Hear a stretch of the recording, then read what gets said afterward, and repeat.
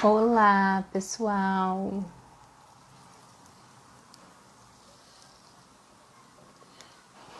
Vamos entrando. Dá um tempinho pro pessoal ir chegando.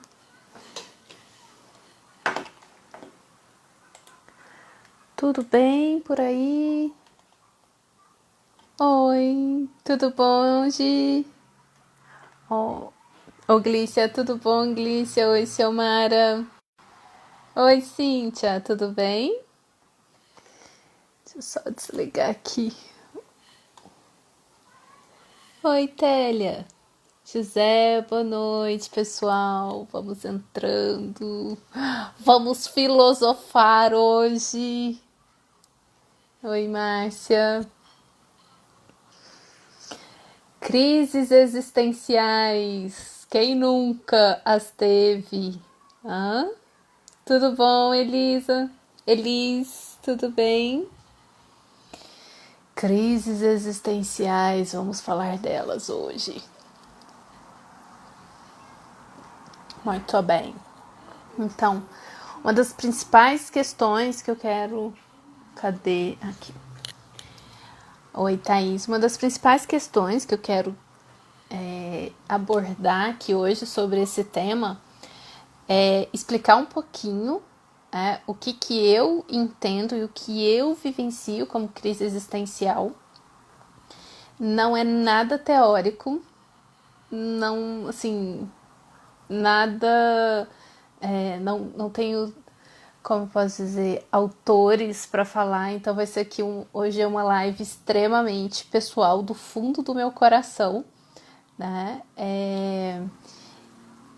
Mas tecnicamente, né? E aí sempre eu no meu papel de psicóloga, a minha proposta aqui é contar e ensinar para as pessoas perceber a diferença entre crise existencial, que é inerente ao ser humano, de crises que comparecem muito nos quadros depressivos também, quando a vida... num quadro depressivo em que a gente não vê um sentido na vida, né? Então, isso é bem importante para a gente poder observar, ok? Então, quando a gente fala em crise existencial, é porque a gente já saiu aquelas perguntas que a gente fala, né? Assim, de onde eu vim, para onde eu vou, quem eu sou, sabe? Então, são questões muito complexas do ser humano. E que na nossa cultura, né, a gente não foi muito incentivado a questionar essas coisas, a não ser pessoas que têm um interesse nato por filosofia e que foram estudar e questionar e etc. Mas não é o forte do nosso processo educacional. Oi, Pati, tudo bom? Roberta daqui, Alice, Juni, tudo bom? Muito bem. Então, em algum momento da nossa vida, né, a gente vai questionar qual o sentido da vida, qual a razão da vida, né?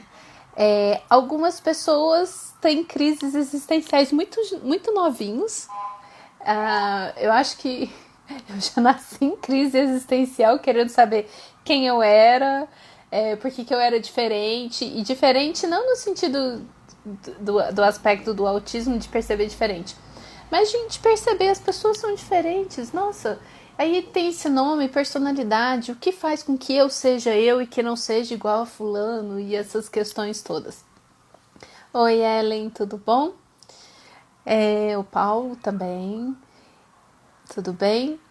Então, assim, crises existenciais é uma coisa inerente do ser humano, de questionar a vida, de se questionar na existência, de buscar um sentido, né? E aí isso meio que extrapola o que a gente chama do ego, né? E o ego a gente pode entender um processo de aprendizagem. Então, quando eu falo de personalidade, a personalidade ela é moldada desde as nossas primeiras experiências sensoriais, das nossas reações corporais, memórias musculares, que é como eu recebo o estímulo externo, interno, e como esse meio ambiente ele vai me ajudando a lidar com os desconfortos internos e externos, ou não me ajuda a lidar, muito pelo contrário, piora os desconfortos, né? Então, imagina, oi Mel, você por aqui, que legal, vamos filosofar hoje. Então, imagina, né, uma criança, aí a Paty está aí também, eu fico pensando, né, Paty, as crianças com altas habilidades e com uma coisa meio que inata de questionar, de curiosidade e tal, e num sistema educacional que não favorece aí essa ampliação, né, essa discussão, enfim. E aí, e não são só crianças que... Ô, Valesca, mesmo? Que responsa!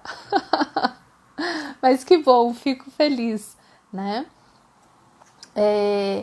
Então, assim, muitos de nós, muito cedo da vida, quis saber o que era a vida, sabe as perguntas, né, de criança, aí quando mais adolescente, e que os pais, muitas vezes, num processo educacional muito padrão e similar ao nosso, não tiveram,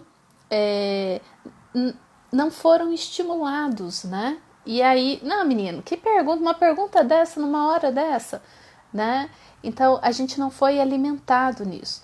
E aí eu me lembro, assim, eu sempre me interessei por filosofia, e meu pai sempre gostou de ler, e sempre a gente teve muitos livros disponíveis, e tinha uma coleção, acho que que ele foi montando dos filósofos, e eu ia lendo aquilo, e aí me chamava a atenção. Às vezes eu nem entendia muito bem o que eles estavam falando, o conceito, né, dos filósofos, mas eu pensava, gente, mas eles pensam diferente. Eu percebia que era diferente. Eu era muito nova, né? Imagina, eu tinha dificuldade de leitura, tinha dificuldade de compreensão, mas eu queria saber como eles pensavam a vida de uma forma diferente. Então, os materialistas, né, os holísticos, os existencialistas e essa coisa toda, né? Enfim, e aí, em algum momento da vida da gente, a gente se questiona: quem nós somos? De onde nós viemos e para onde nós vamos? E um lugar onde a gente acaba tendo um espaço para pensar e refletir sobre isso é na religião. Só que a religião, ela vem carregada de dogmas, né, de normas, e você tem que pensar de um determinado jeito. Poucas são as religiões que te ensinam a sentir, a se integrar com o todo, a sair de si e se expandir, a sair do ego, né, dessa coisa histórica que sou eu nesse nome, Gabriela, como eu me entendi, como eu me conheço, e de pensar, nossa, mas existe algo que é muito além de mim, né? Então, culturalmente, o brasileiro é muito empobrecido de cultura existencial, né? De conversas existenciais. E aí, eu na adolescência, né, eu tinha um grupinho lá da escola, e eu era a louca que lia filosofia e que enquanto os meninos estavam fazendo... Então, turminha, né? E cada turminha de adolescente tem os personagens, né? Tem a bonitona sedutora, tem o cara engraçado, tem o cara bonitão também, nananã. Eu era a filósofa da turma, e aí eu estava discutindo se o nada existia ou não, né? Então a minha frase da minha turminha lá era a Gabe, eles me chamavam de Gabe, né? A Gabe é do nada, né? O nada não existe. Enfim. E aí, eu acho que eu tive muita sorte, porque de um jeito ou de outro a minha turminha me aceitava naquele meu jeito filosófico e muito diferente das outras colegas, né? Mas eu fico pensando que muitas pessoas não encontram parcerias para discutir tudo isso. Bem, onde que eu encontrava possibilidades para conversar sobre isso, porque eu queria expandir o meu conhecimento, eu queria expandir meu entendimento de vida, eram com pessoas mais velhas, né? E aí o caminho que eu tive para isso sempre foi família, primos mais velhos, primos dos meus pais, então eu sempre fiz amizade com os primos adultos, né? Porque era onde ia conversar sobre essas coisas. Mas teve um momento que começou a cobrar no vestibular filosofia e sociologia, antes não cobrava. E aí eu achei o máximo, porque aí ali estava uma matéria da qual eu me interessava e eu sabia muito, né? E eu tinha já esse hábito de pensar, de refletir, então eu amava essas aulas, né? De filosofia, sociologia eu nunca gostei, enfim. Só que, gente, desde que eu me lembre por gente, eu me questiono do sentido da vida, sabe?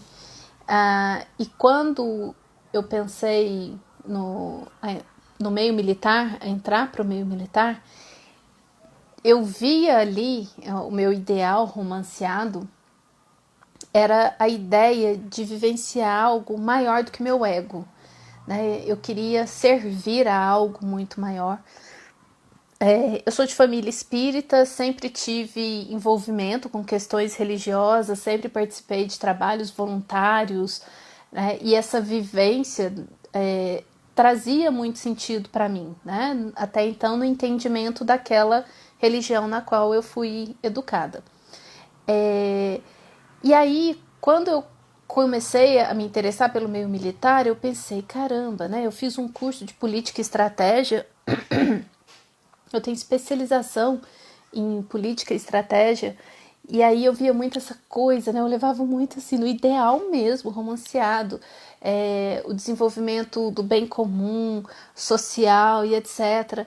E o curso era um curso de especialização, e era promovido dentro do quartel do Exército, em Uberlândia, né? Que é o curso da DESG, que é a Delegacia da Escola Superior de... A Delegacia Regional da Escola Superior de Guerra. E aí aquilo é isso que eu quero vivenciar, né?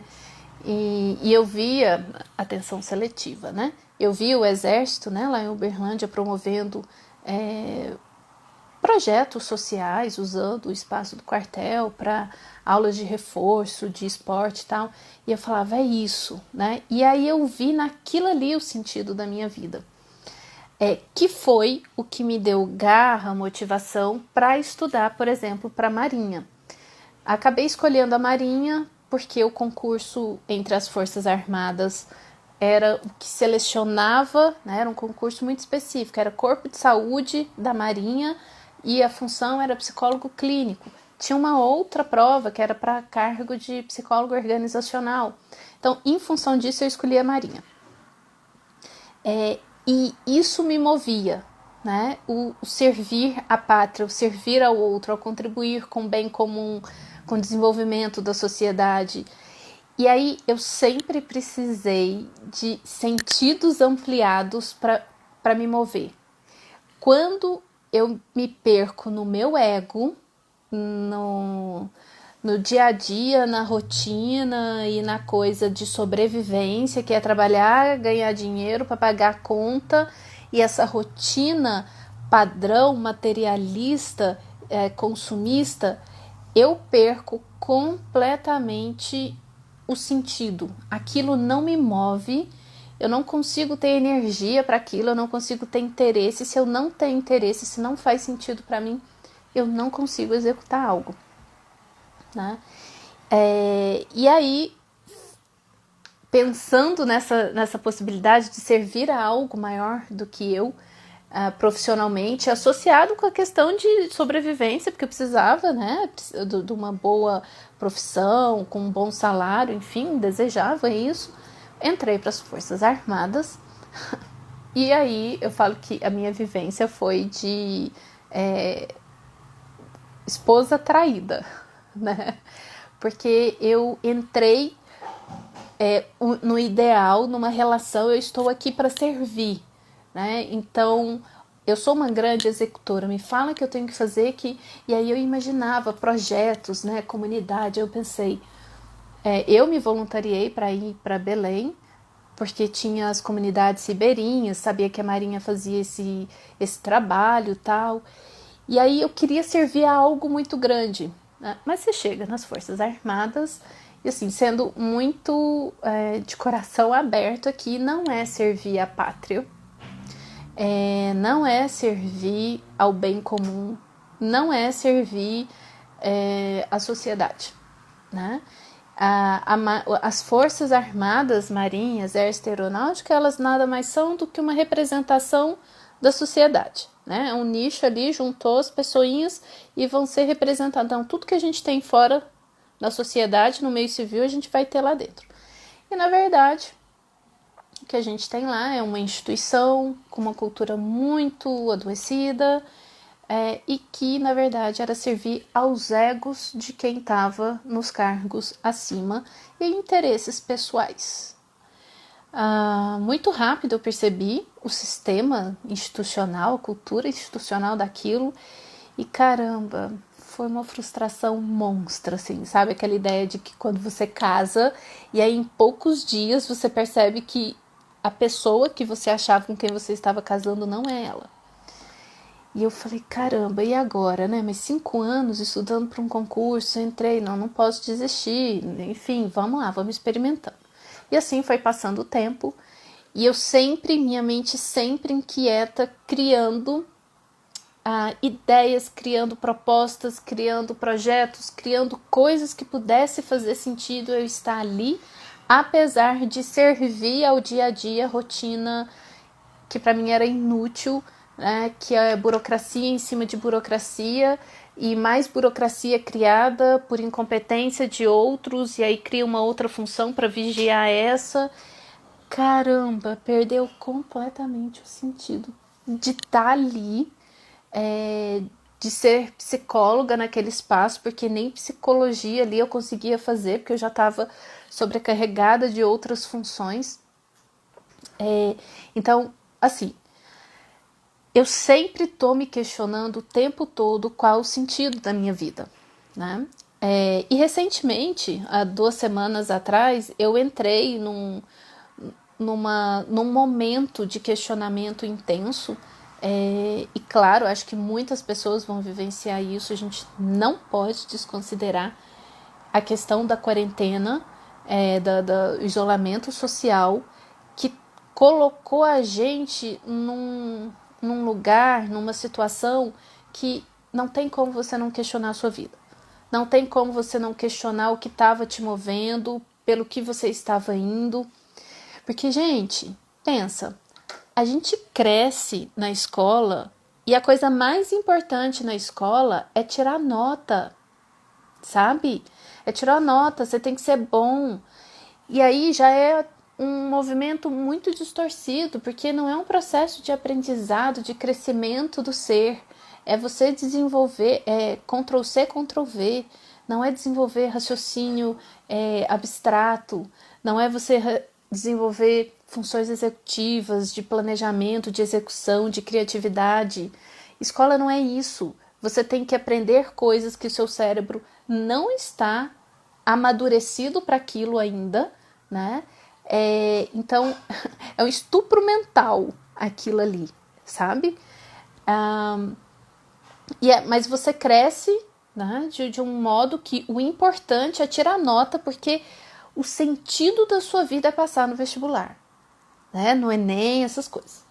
Aí você tem hoje uma sociedade com adolescentes adoecidos, que o passar no vestibular é um nível de estresse, assim, criminoso, né? É massacrante aquilo. Então nós temos adolescentes adoecidos mentalmente. O quanto de adolescente eu já atendi, ou jovens, né? O jovem adulto com seus 20 e poucos anos e passando por ansiedade, quando a gente vai fazer processamento de trauma, aparece lá na época do vestibular, sabe? Então, o que a gente tá fazendo, né?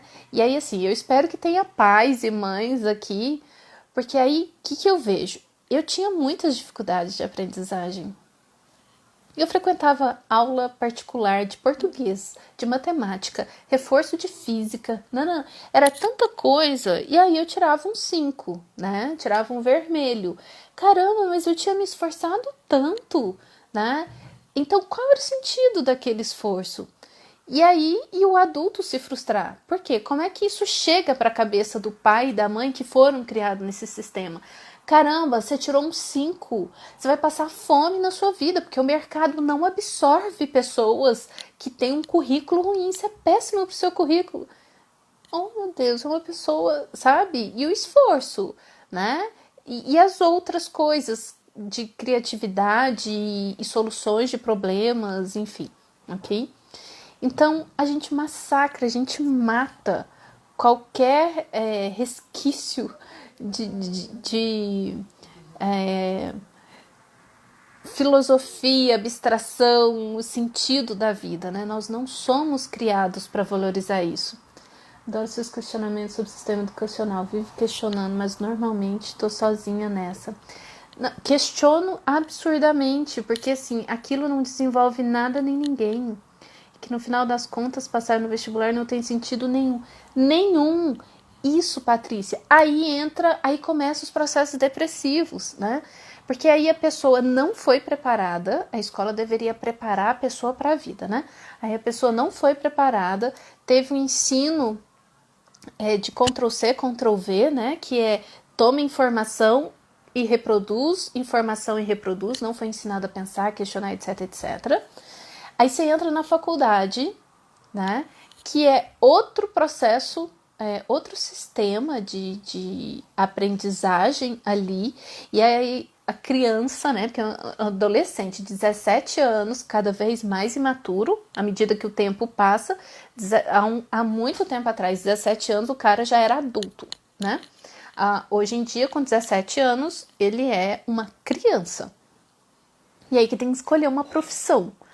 E aí ele chega na faculdade, tem um universo extremamente complexo de relações, de informações, de conteúdo para o qual o cérebro dele muitas vezes não foi preparado para assimilar aquele tipo de informação e dar uma informação nova, construída. O nível de ansiedade do universitário, né, tá lá no alto. Então, pânico, ansiedade, né? Quantos adoecimentos. Só se for algo que eu gostasse muito, eu me saía muito bem. Isso, essa coisa da motivação, ela é importantíssima. E aí, assim, eu falo que, como a minha mente sempre foi muito estratégica, quando eu estou numa situação difícil, que eu não tô bem, que perdeu o sentido para mim, que eu tô fazendo força, mas que eu sei que tem que estar ali, eu crio uma estratégia na minha cabeça, né? Eu crio algo que justifique, que me dê força para que eu esteja naquele lugar, naquele momento. E geralmente é algo que tenha um sentido maior do que eu. Porque se eu ficar só no terra-terra, no básico, arroz com feijão ali, no trivial, eu vou me afundar naquilo ali, não vou conseguir estar ali, né? Exatamente o que sinto quando saí da escola. Exemplo, tive um bom preparo intelectual, mas preparo emocional, preparo para situações, preparo para a vida, zero. Exatamente. É isso mesmo, Cielmara. E aí, imagina, né, se nós estivéssemos no processo educacional, e eu converso muito isso com um amigo meu, que é pesquisador de neurociência, o Antônio Pereira, e o foco dele é a neurociência na educação, e ele fala, né, dos mecanismos de desenvolver funções executivas, como seria isso, né? Então, quando a gente fala em algumas...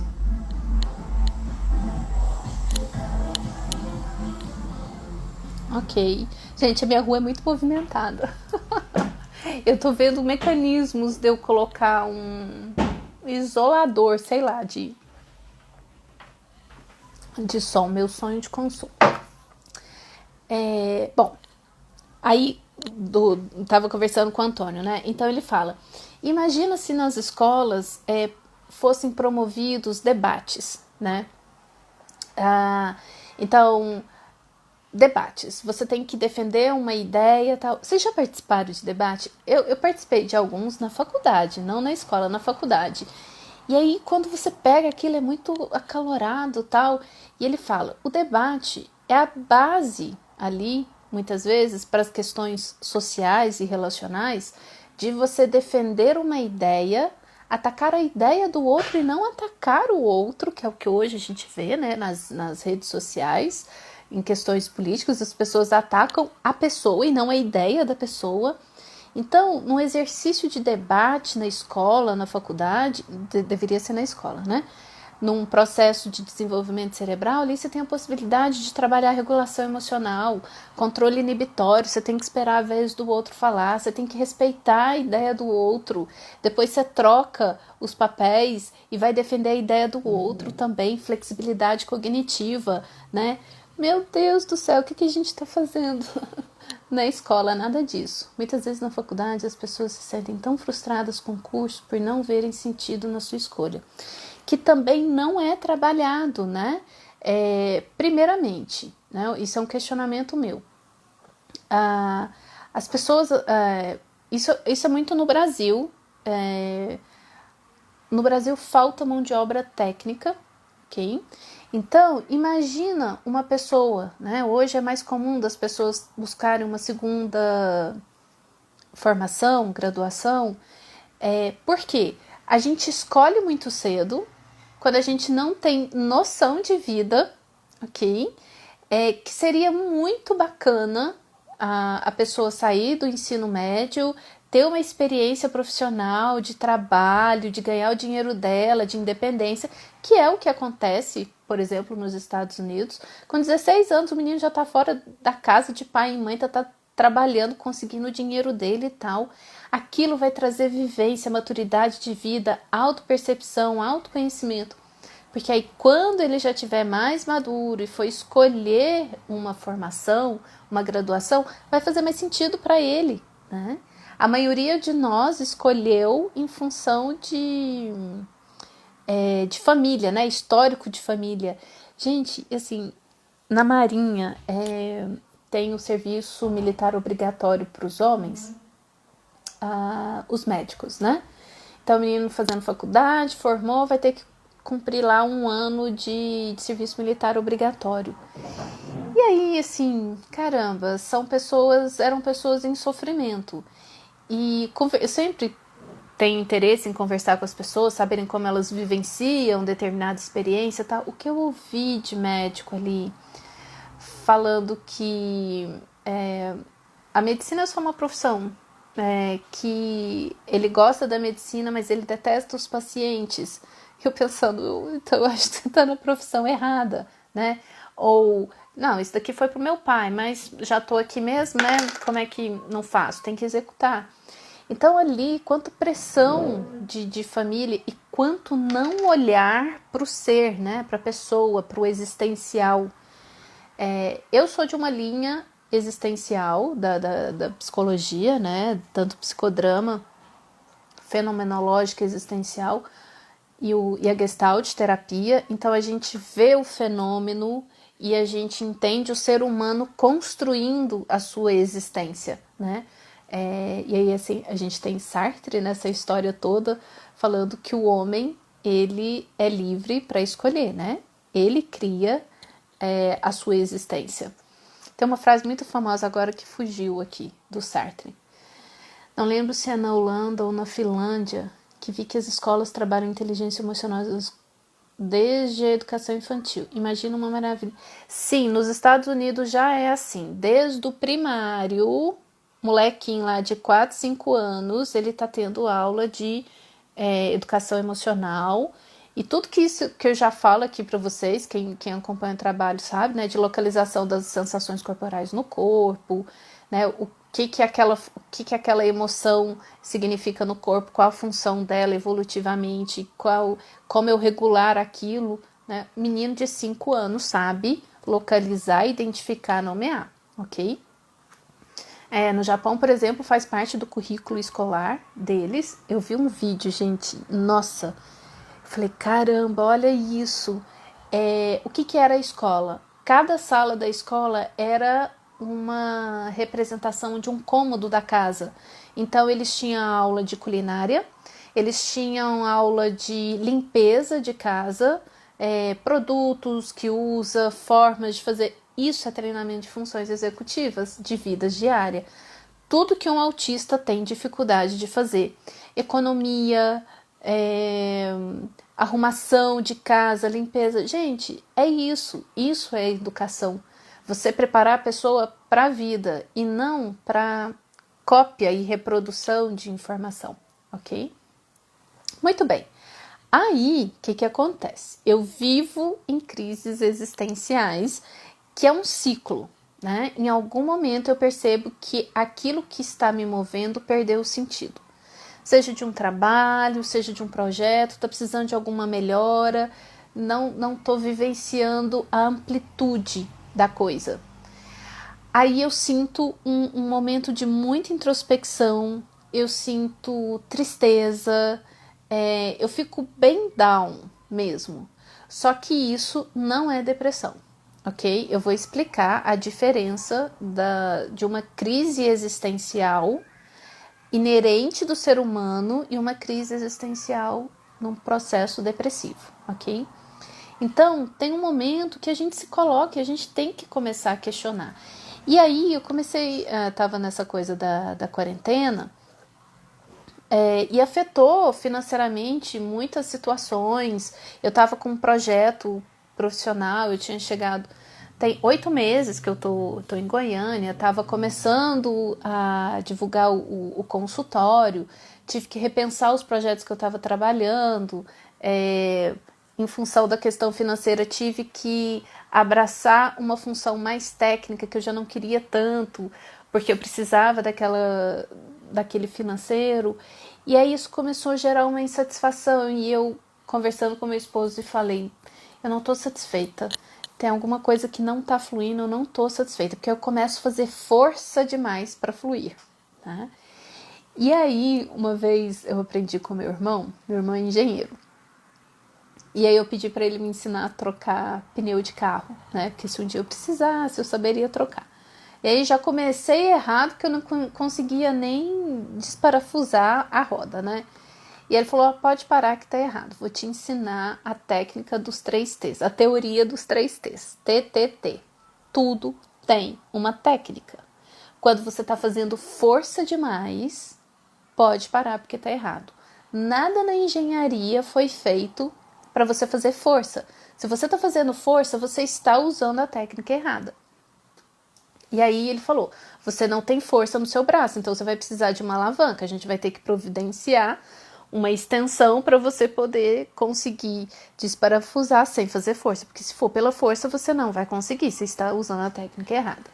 E aí eu, nossa, é mesmo, que incrível. E aí eu, com meu ser filosófico, já englobei aquilo, integrei aquilo na filosofia da vida, né? Então eu sempre conversava muito isso com o Fred, meu irmão, e eu falei, gente, mas que bacana, isso serve para a vida também.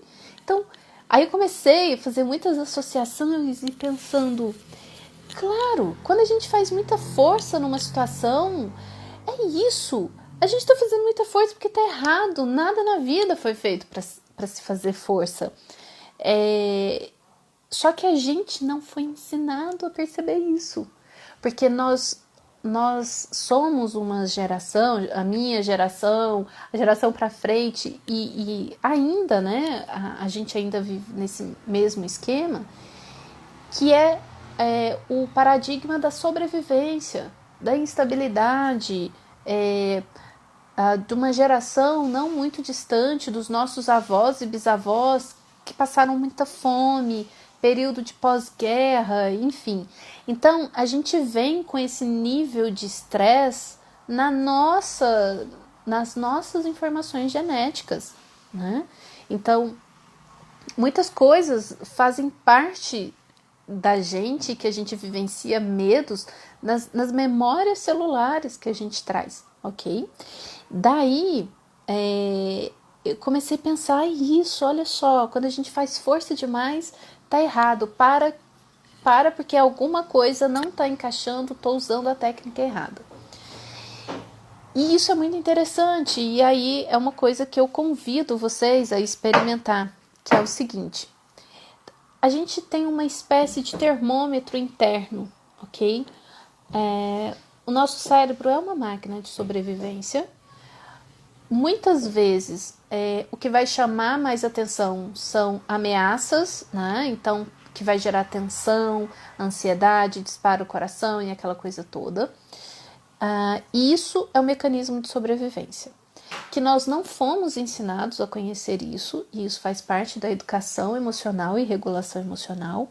E quando você conhece esse funcionamento do seu corpo, você passa a não ter medo mais desse processo, você passa a não ter medo do desconforto. Então, você sabe, quando você sente esse desconforto, você sabe que é o seu corpo fazendo o que ele sabe fazer de melhor, né? E que tá tudo bem, você tá num estado que é desconfortável, mas que depois você vai regular. Quando você passa disso e que você não vive mais só em função de impedir que você tenha desconforto, você sai desse paradigma de sobrevivência, né, que é do medo, luta e fuga. E aí você dá um passo à frente, que é deixar de fazer coisas em função de medos, né? O medo, a nossa cultura, ela foi muito forjada no paradigma da culpa e do medo, ok?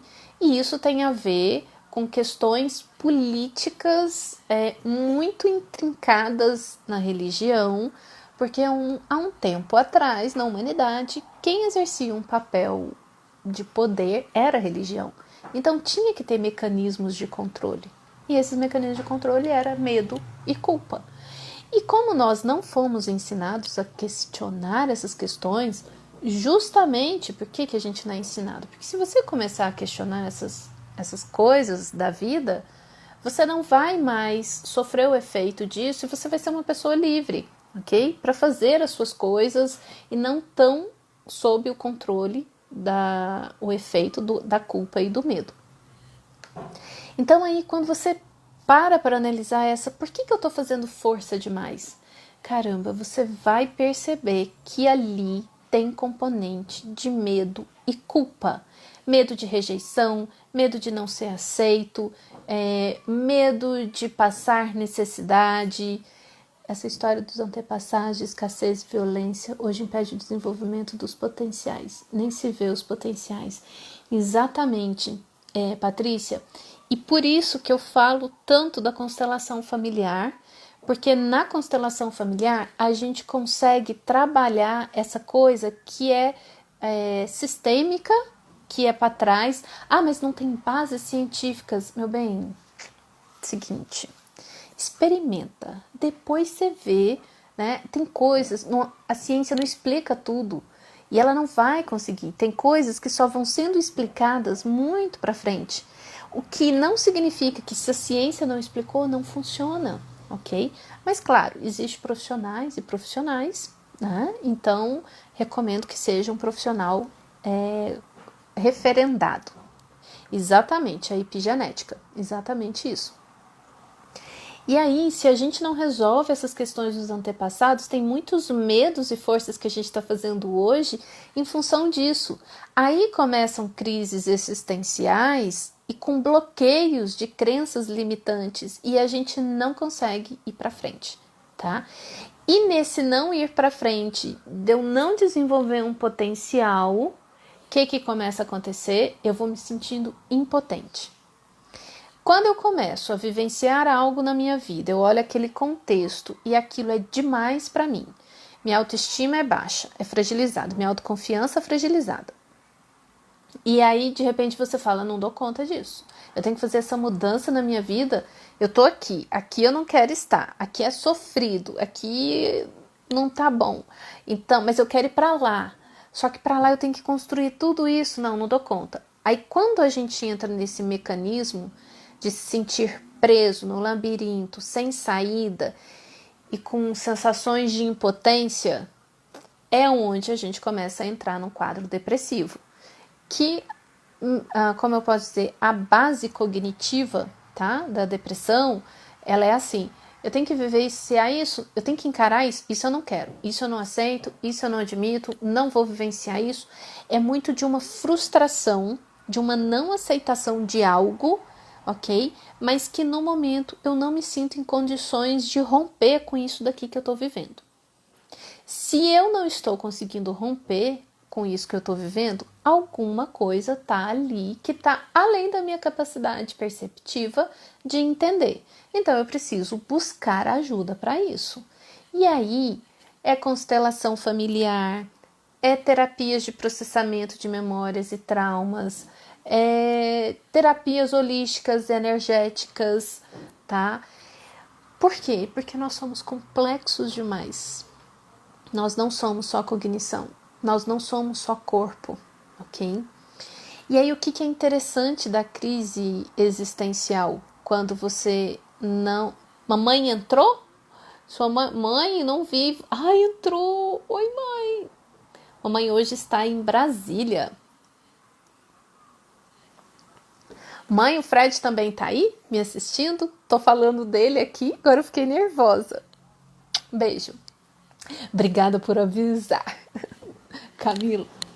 Enfim, então, aí essa coisa, quando a gente percebe que a gente tá fazendo força demais, não tô conseguindo sair, tô sentindo impotência, tô preso nisso, tá na hora de sair pro seu cantinho do processamento, dar uma analisada na coisa, porque tem coisa que talvez não é sua, é sistêmica, tem coisa que talvez é sua, e que você também não tá conseguindo enxergar e romper com aquilo. A Carol eu vi ela entrar, mas eu tava no fluxo aqui, nem falei um oi. Né? Então, deixa eu ver aqui o horário. Opa, ok. E aí, falando da minha crise existencial recente, né, que eu pensei, gente, mas o que é isso? Eu não saí da Marinha para ficar insatisfeita profissionalmente, não é isso que eu quero fazer, não é. Só que aí a gente se perde naquilo para o qual nós fomos criados: existência, sobrevivência, ok? E eu pensando, tudo que eu estava construindo para o meu profissional, de repente abortou aquilo para sobrevivência. Aquilo me trouxe uma insatisfação muito grande. E eu comecei a fazer força para ter que executar coisas técnicas do meu trabalho, e a minha profissão é a coisa que mais dá sentido na minha vida. Então, quando eu começo com isso, aí assim, eu já tenho que procurar alguma coisa para mudar, porque senão não flui, tá? E aí fui fazer um processamento, né? Coloquei o som bilateral, fui mergulhar naquela sensação de aborrecimento, de insatisfação, e sentindo muito no meu corpo, né? Sentindo um peso muito grande, uma tensão. Aí comecei a fazer o processamento frio na barriga, indicador de medo, ok? O medo a gente vivencia muito nessa região abdominal, no frio na barriga. E aí olha, que interessante, medo. E é assim que a gente faz o processamento. Cada desconforto que vem, a gente se torna curioso por ele, né? E aí minha mente começou a ficar muito acelerada, porque aí vem pensamentos, vários pensamentos guardados ali, que estão associados a essa memória corporal da sensação de medo no estômago. Então, medo de não dar conta, e se, ok? Meu Deus, e se eu não conseguir dar o rumo profissional que eu queria? E se eu tiver que fazer força para ter que vivenciar aquilo que eu não quero viver? Então começou a me vir um medo muito sufocante de não poder vivenciar aquilo pelo qual lutei tanto, que foi para sair da Marinha, que era a minha liberdade de fazer aquilo que eu queria. E aí eu passei uns 3 dias nesse processo, questionando. E aí no último dia lá, né, que eu me senti mais integrada, eu saquei de forma mais clara essa questão do medo, e que em função de um medo que eu não estava percebendo ele muito conscientemente, eu fiz escolhas e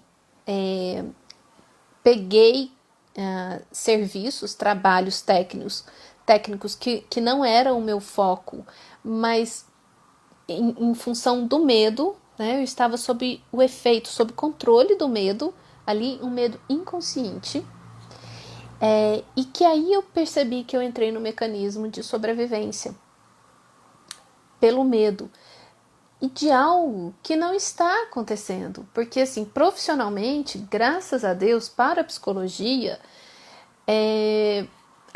não teve uma queda, muito pelo contrário, teve um aumento, porque as pessoas, né, vão adoecer emocionalmente agora muito. E aí, o que eu percebi? Gente, calma, é isso, Gabriela. Olha, você está fazendo escolhas, ninguém está te empurrando para isso. Tem esse medo, o medo da sobrevivência, né? O medo de faltar a sobrevivência. Eu estou lutando pela sobrevivência, coisa que eu não precisava fazer mais há algum tempo. Eu sei que não é a realidade de muitas pessoas, né? Eu estou compartilhando aqui a minha vivência, porque a minha experiência pode servir de estímulo para alguém começar a entender e buscar aquilo que está te movendo ou que está te bloqueando. Porque como Sartre fala, né, nós escolhemos, nós fazemos a nossa vida, mesmo que sejam escolhas inconscientes. Quando eu me dou um tempo e vou fazer o meu processamento e mergulho na minha insatisfação e pensando, esse que é o sentido da vida, eu vou ter que trabalhar para garantir alimentação. Se for isso, não faz sentido. É melhor eu arrumar um terreninho, um pedacinho de terra, eu vou plantar minha comida lá e vou viver mais feliz lá, fazendo força física e construindo as minhas coisinhas, do que fazer um trabalho só para garantir minha alimentação. E aí, repito, eu sei que não é a realidade de todo mundo, ok? Eu sei que pessoas, e vivenciei isso diretamente em Belém. Quem não conhece Belém, Belém é a cidade dos extremos, né? É uma riqueza extrema e uma pobreza extrema, né? Assim, você fala como as pessoas, como o ser humano se adapta a questões tão subhumanas, né? Então eu me condoo muito com a situação social de Belém, e que está vivendo uma situação extremamente tensa no Covid, porque o sistema de saúde lá é uma coisa muito precária. É uma inexistência do Estado lá, né? A ausência do Estado. Ok. Então, assim, o que voltou, deu uma pausa aqui, mas voltou. Daqui a pouquinho vai. Eu entrei um pouquinho, tá? Acho que a gente tem uns 6 minutos aqui. Então, vou concluir essa linha de raciocínio. A ideia de eu falar aqui é assim: a minha crise existencial veio de coisas da minha história, do meu movimento, né, da minha pessoa. Claro, pessoas diferentes vão ter questões diferentes. Às vezes, eu já tive crises existenciais muito voltado para a razão das relações, né? Quem são as pessoas? Por qual razão eu tenho que me relacionar com as pessoas? E aquelas pessoas da família, por exemplo, que não bate, ou aquele sistema familiar que eu entendi que já não me serve mais. Como que fica isso? Então, isso são crises existenciais para as quais nós não fomos treinados, né? Mas que a gente pode se educar e treinar e mergulhar nisso. Só que por que a gente não mergulha? Porque a gente tem medo do desconforto. Por que a gente tem medo do desconforto? Porque a gente não sabe o que a gente faz com ele. Então, por isso, educação emocional é fundamental, tá? Então, assim, eu não tenho medo da minha tristeza, eu não tenho medo do meu pesar. Ele é desconfortável. Claro que eu não quero passar por ele, mas se ele vier, eu vou olhar para ele, vou falar, vem cá, senta aqui. Eu e você, cara a cara, vamos ver o que está por trás disso. E você vai chegar em questões suas, às vezes questões familiares, e aí quando você enxerga o que está te bloqueando, de repente, dá uma abertura assim, você fala, caramba, é isso. E foi isso que eu percebi, né? eu tô no momento da minha vida, eu não preciso, graças a Deus, eu não preciso lutar pela sobrevivência. Mas o medo que me foi engatilhado por vivências, né, de quarentena e várias situações, daqui de casa mesmo, né, o meu esposo é personal trainer de idoso. O que aconteceu com os idosos, né? Foram tudo pra caverninha. Então, para ele, profissionalmente, foi péssimo. Foi péssimo e a gente precisou se reorganizar de algum jeito. E aí, na angústia dele, foi um gatilho para mim e eu falei, nossa, e se faltar pra gente, né? Então, e se faltar, ok? Então, no gatilho, fui inconscientemente...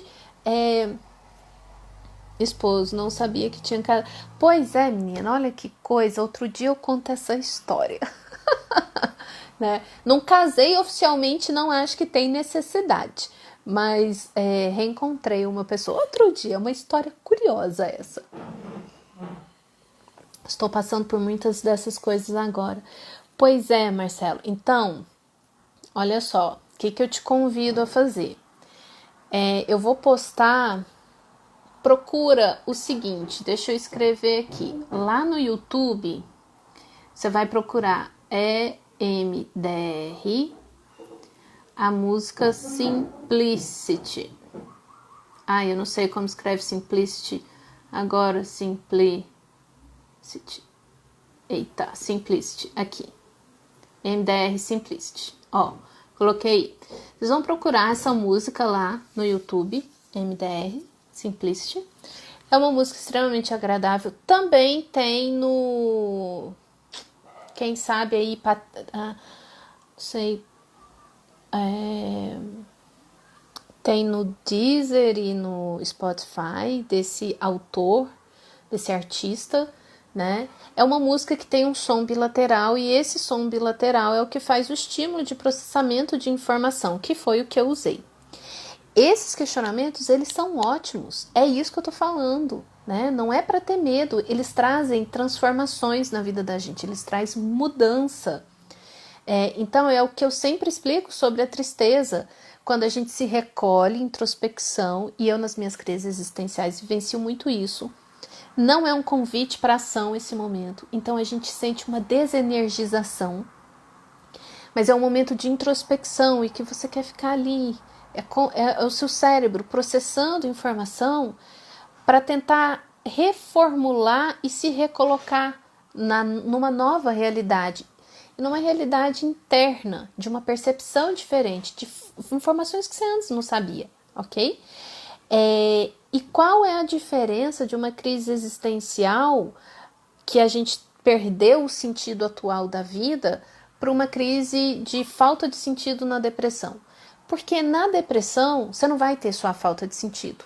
Você vai ter sentimentos intensos, patológicos, de culpa, sensação de que ninguém te ama, que a qualquer hora pessoas vão julgar, vão te culpar, perda de concentração e atenção, alteração do sono, do apetite, humor down, humor rebaixado a maior parte do dia, falta de prazer e satisfação na maior parte do dia nas coisas que você sentia antes, choro fácil, irritabilidade.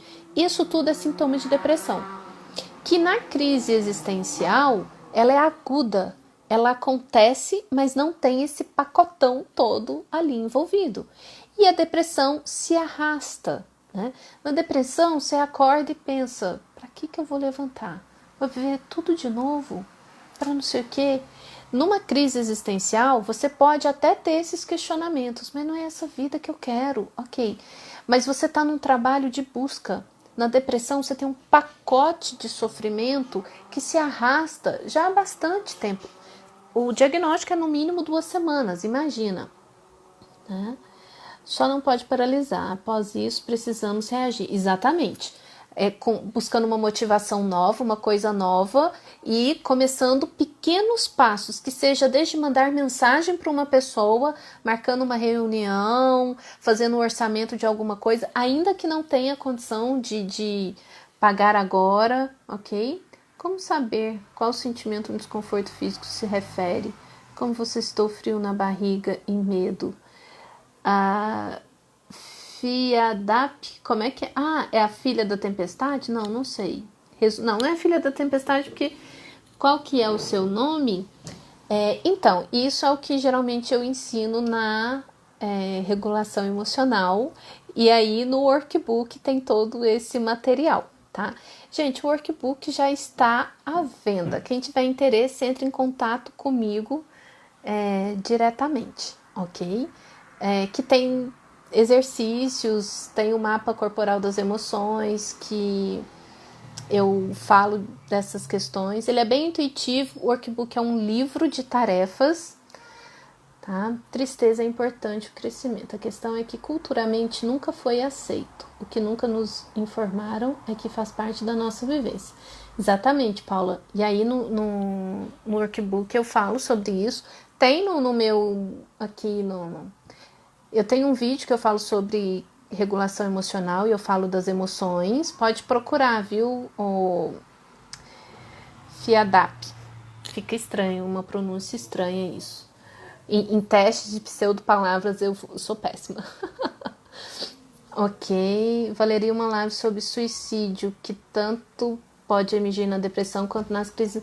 Sim, vale mesmo. Mas eu já vou até comentar, Paty. O tempo vai acabar daqui a pouquinho, mas eu volto para falar isso. Que cérebro não subtrai nada, só faz adição. Então deve viver cada etapa da vida. Shutdown. Ah, Flávia. Oi, Flávia. Sim. Pois é, dá uma olhada. Tem um vídeo que eu falo de regulação emocional lá no YouTube. E sim, terminei, Valesca. E também tem um aqui no Instagram que eu falo sobre essa identificação da tristeza, tá? Ok. Na verdade, o workbook ele já tá terminado há algum tempo, mas, gente, sério, aqui, pra todo mundo, abrindo meu coração. Vocês acreditam? Olha o problema. Eu tenho medo de divulgar. Aí, hoje eu tô divulgando mais assim, mas eu preciso fazer uma divulgação mais maciça, né? Vou fazer uma live só mostrando para vocês, né? Eu acho que é interessante, porque é um material terapêutico, né? O material é um instrumento, é um kit de ferramentas que você se exercita ali, se conhecendo, se experimentando, né? E eu fiz Aí, assim, eu divulguei só para um grupo que eu participava, para as pessoas experimentar, e criei o canal no YouTube, no Telegram, para a gente experimentar, para as pessoas falando as dúvidas e tal. Então, eu fui fazendo várias alterações e agora tá na versão final dele. E foi muito interessante. E aí, a gente... Calma, Camila, calma. Eu tenho medo da sua divulgação. Eu tenho medo de demandas, ok? E aí a gente fez um workshop e eu quero anunciar um workshop para a gente fazer. É um workshop online para a gente fazer várias tarefas do workbook juntas e dessa função das questões emocionais, enfim. Sem modéstia nenhum, o workbook ficou muito legal. Né? Bem intuitivo e experimentativo, tá? Sim, Jordana, mas eu tô concluindo. Eu vou mandar para todo mundo, para quem as pessoas que foram minhas cobaias queridas, que foram me dando feedback, né? Vai receber a versão final e fiz a versão masculina também, tá? Tem a versão, toda com a identidade da Cinque, né? O pensador, a pensadora, tal, o explorador, mas eu fiz a versão feminina e masculina. Ninguém manda trabalhar bem, a culpa não é minha se todo mundo quer saber que... Pois é, a Camila fica falando da psicóloga dela, e aí, Camila, você muito aposta. Gente, tá muito bacana, mas eu confesso para vocês que a cada etapa é uma superação. A cada etapa que eu consigo anunciar é um negocinho, porque aí eu vou pro perfeccionismo, e no perfeccionismo, não, né? Bom, vai cair o vídeo aqui e eu volto porque eu quero falar sobre o que a Paty mencionou, da questão do suicídio. Acho que cabe uma live só sobre isso, mas eu também acho que é importante já falar disso aqui mesmo, ok? Então, vou encerrar.